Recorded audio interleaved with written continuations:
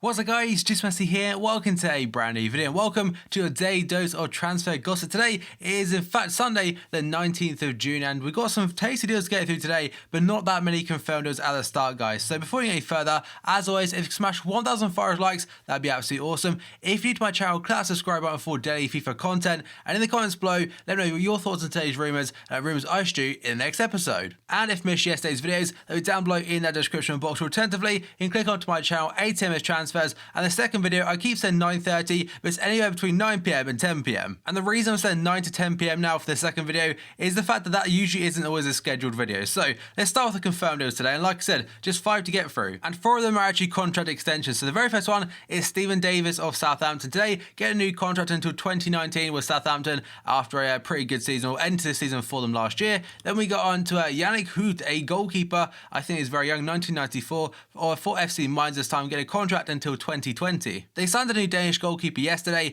and I believe this guy may be the new backup, I'm assuming at least, because they sold Karius to Liverpool, and that means they've obviously got a new space open in their squad. Then we got on to Rasmus Elm, get a new contract at, what club is that one this time? The club is Kalmar FF in the Allsvenskan League, and he's got a new contract now until 2016. So this contract is only until December. So the contract runs out the very last day of December and 2016, which is December 31st. And what I'm not honestly too sure when this league starts and finishes kind of thing. I'm not sure on the time frame where it's like the BPL like starts August, ends May or whatever, but I'm not too sure why it's only until December. Then we got on to Ismail this time, a left back for Shakhtar Donetsk, getting a new contract until 2021. And the final one today is going to be a player not on FIFA Ultimate Team, but is currently on head-to-head and also career mode. That player in particular is Bruno Paulista, going to Sporting CP or Sporting in Portugal, who I believe he was there on loan last season if I'm correct, and they signed from Bahia for £2.63 million. And now we move on to potential deals, and this one is Troy Deeney, and the world is going mad because £25 million bid has been submitted by Leicester. Now I'm not saying that Troy Deeney is a bad player, in fact he contributed a lot of goals and assists last season, one of the highest in the league I think,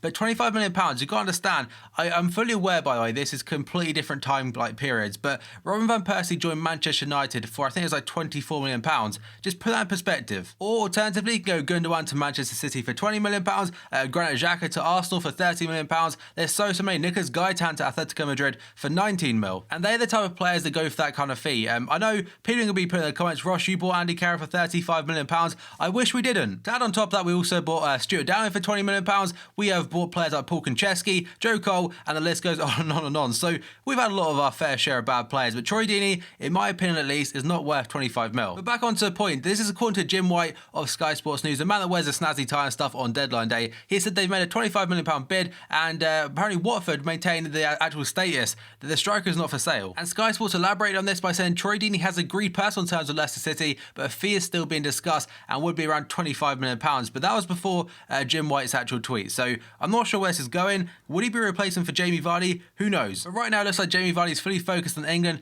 as he said yesterday in his press conference. Now we got into Maxwell this time, the fullback of Paris Saint-Germain. According to L'Equipe today, he's actually signing a new deal at PSG. It reads that fullback Maxwell is set to stay at Paris Saint-Germain after agreeing a new one-year deal with the League on Champions, and it's quite surprising because usually wherever Ibra goes, this guy follows. I believe he's like 35 years old now, so in terms of football career, he's getting on quite a bit, and I imagine this could be potentially his last season. Then we got on to Sofiane Boufal today, linked to Atletico Madrid and Barcelona. So this is according to AS. They're reading that Barcelona and Atletico Madrid have both made their interest in Lille winger Sofiane Boufal, known to the league on outfit, and said to battle it out for the 22-year-old signature. His rise to becoming one of the biggest talents has actually gone really quick, because a year ago, I believe he was signed from a second division team in France or something like that, and this season absolutely killed it again for Lille. They haven't mentioned a fee, but I imagine will be well upwards of £25 million. Then we got on to Robbie Brady today, and this one isn't actually a new rumour, but it's a bit more of an elaboration on Leicester City being interested. And this is according to Irish Independent. They said Premier League champions Leicester City are interested in Robbie Brady, but now Norwich have slapped a £12 million price tag on the Republic of Ireland international. So that price tag of 12 million is a new bit of information we have regarding this rumour, and I imagine if they're willing to pay £25 million for Troy Deeney, they're probably well willing to pay £12 million for Robbie Brady. Then we got on to Mbaye Niang today. Yesterday it was linked to a BPL club, none actually named kind of thing, like West Ham were in the mix, but today Everton are linked. So new Everton manager Ronald Koeman will make 18-man striker Mbaye Niang his first signing at Goodison Park, according to reports in The Guardian. However, the Toffees face stiff competition for the 22-year-old signature from fellow Premier League sides Leicester City and West Ham. The Frenchman is contracted to the San Siro club until the summer of 2019, so a big fee will have to be submitted before they even consider. And now we got into Italian winger Lorenzo Insigne, and today, according to his agent, he's actually confirmed that the contact has been made with Barcelona, according to GazzettoWorld.com. The striker scored 12 goals in 32 Serie A appearances for Napoli last season, which now led to interest from the Europe's top clubs.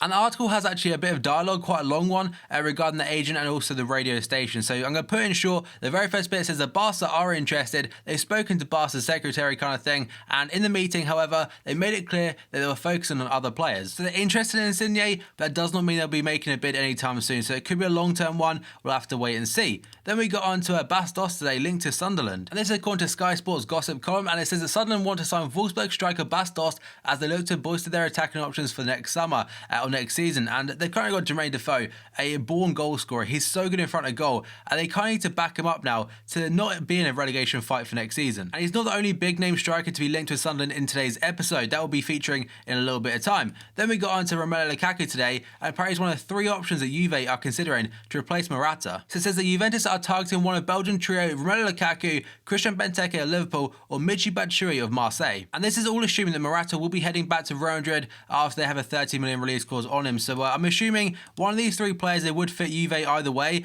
but it just depends. I'm not sure. Morata, they will get quite a big fee of 30 million euros out of him, but 30 million euros probably wouldn't cover all these transfers. Possibly just Benteke. Morata also has interest in the likes of Chelsea and Arsenal and also Manchester United, so it's going to be a long summer for him after this Euro 2016 tournament. Now we go on to the next one, which is going to be Simone Zaza today of Juventus, linked to a Premier League trio. So Juve were linked to a trio, and now a trio of clubs are linked to Juve's player. So it basically says that a number of Premier League clubs are currently understood to be monitoring Juventus striker Zaza's situation in Italy. And according to Sky Italia today, as well as West Ham, Southampton and Everton, they're all believed to be entered the race to sign the 24-year-old this summer, who is contracted to the Serie A champions until the summer of 2020. I'm not sure how much football he played for Juve last season, but the amount of times he's been linked to a move away, I imagine not too much. Then we got on to the next player, and that is going to be Emmanuel Giaccherini today of Sunderland, who was loaned out last season, today linked to Chelsea. And according to his agent today, the current Chelsea manager, new Chelsea manager to take over for next season, Conte, is very much interested and he really likes him. Giaccherini's representatives have said that he could team up with Conte again for next season after the duo worked together at Juventus between 2011 and 2013. And the quote reads that Giaccherini is a player who played 80% of games for Juventus that had a midfield of Pogba, Pirlo, Vidal and Marchisio all in that midfield role, and he managed to get game time, so Conte must have liked him. He also got selected for the national team, and I imagine Sunderland probably would look for a little bit more than the £2 million they initially suggested last week if he was to go to Chelsea. And now we got on to Sadio Mane today, linked to Liverpool. This one has been going on for about the last 2 or 3 weeks. I've not covered it because there's not really been too much concrete information regarding it. But now something new has come up, and that is that Southampton winger Sadio Mane has now got a £40 million asking price on him from Southampton if Liverpool want to sign him. And I'll be so angry if we pay £40 million for him, because that's a lot of money. I kept saying about Troy Deeney being 25 mil, Mane for 40 mil. That's just as ludicrous. But with all the BPL money now from the TV revenue, is fees like this honestly now becoming like the normality? I'm honestly not too sure, because that is a huge fee. You go back, say, like 4 or 5 years ago, £40 million, that would get you near enough the top class players. I don't mean your Ronaldos and Messis and stuff. I mean players that would generally be like title contenders and stuff if you're a top tier club, if you get what I'm saying right there. So 40 million for Mane, no thank you. Then we got to Edin Dzeko, and before his Bastos, linked to Sunderland, and today Dzeko's linked there. And this is according to Gianluca Di Marzio, again I say it every time, a pretty damn reliable journalist from Italy. And apparently today Sunderland have submitted a €11 million offer for Edin Dzeko, but Roma are holding out for €15 million. And on top of that, Di Marzio has said that Sunderland have offered Dzeko, who is 30 years old, a contract of £140,000 a week to the former Man City man. Now that is some real intent right there, so if Dzeko goes to Sunderland, fair play to them. Then we go on to Ezekiel Garay today, linked to Inter Milan from Zenit St. Petersburg. There's not much to say, but apparently according to Argentine press, Garay wants to leave Zenit St. Petersburg this summer, just like Axel Witsel does, with Inter Milan his preferred destination. I remember when he was linked to Manchester United like every single summer, but that's kind of died down a little bit. Then we got on to Leroy Sané today. This is like part of 3 options, but we're going to start off with Schalke. So according to Bill, Leroy Sané will make a final decision about his future this week, probably on Wednesday. Sané has 2 options. The very first one is to join this club, that is going to be Manchester City, who apparently have offered €50 million, which is £39.3 million. So like I said, Man City, that would be to join them immediately after Euro 2016 and become their new player and work under Pep Guardiola. But option number 2 is not bad on either, that is to go to Bayern Munich. Their offer is €37 million to Schalke, and Sané would actually stay in Schalke for another year on loan. So it kind of works out at €13 million, that's the extra year loan fee. And on top of this, Bayern Munich have told George Sané, it would be a guaranteed starting spot when he joined the club in the summer of 2017, according to Ancelotti. So he's got a decision to make now. Does he work under Pep Guardiola instantly after the Euro 2016 tournament is done, or does he wait a year and become essentially like guaranteed success at Bayern Munich? And if you're in his shoes, it's not really the worst of situations to be in, because you either go to Man City for a massive fee and work under one of the world's best, if not the best manager in the world in Pep Guardiola, or do you go to Bayern Munich and become a starter and again probably win a Bundesliga title essentially every year, unless there's other competition. And for someone that's just like 20 years old, again, that's not a bad position to be in. But now we go on to Mathieu Debuchy today of Arsenal, linked to Besiktas. And according to Sabah today, which I believe may be like a Turkish newspaper or something, they're saying that Besiktas want to sign out of favour Arsenal defender Mathieu Debuchy on loan with the option to purchase him on a permanent basis. And I imagine Arsenal are fully willing to negotiate after they sent him out on loan last season to Bordeaux for the second half of their season, I believe. Then we got on to Mateo Kovacic today. Yes, Thursday was linked to Liverpool, and again, there's a bit more information now. And this is according to Sky Sports Italia. They're saying Liverpool have joined the race to sign Mateo Kovacic from Real Madrid. Juventus, Roma, and also AC Milan are all willing to take the Croatian on loan, but the Reds, they want to buy him outright. And that is what Real Madrid want. They don't want to send him out on loan. They want to get the money right now. Apparently the fee will be anywhere between £20 million and 25 mil. And we seem to be linked to him every single summer. And this guy has got a lot of potential. He's very young. And that is the reason it's 25 mil is probably justified for this one, or 20 mil. Then we got on to N'Golo Kante today, linked to Real Madrid. And this one's very short and sweet by the Daily Star. They're saying that Real Madrid are keen to take Leicester City midfielder N'Golo Kante to Spain. And there's literally one headline, nothing else on that matter. The final one today is going to be Morata, and apparently wants to stay at Real Madrid if he goes there. And this one is according to AS then. It says that Alvaro Morata wants to stay at Real Madrid, wants a Santiago Bernabeu outfit, buys him back from Juventus. With the Spain international happy not to be the first choice striker behind Karim Benzema, and that seems like a bit of change of heart, because I thought initially he left because of lack of first team opportunities. Karim Benzema was the main striker when he left, and he'll probably be the main striker if he returns. But I suppose Morata as an option off the bench or something, that is not the worst situation to be in, guys. So there are all stage rumours,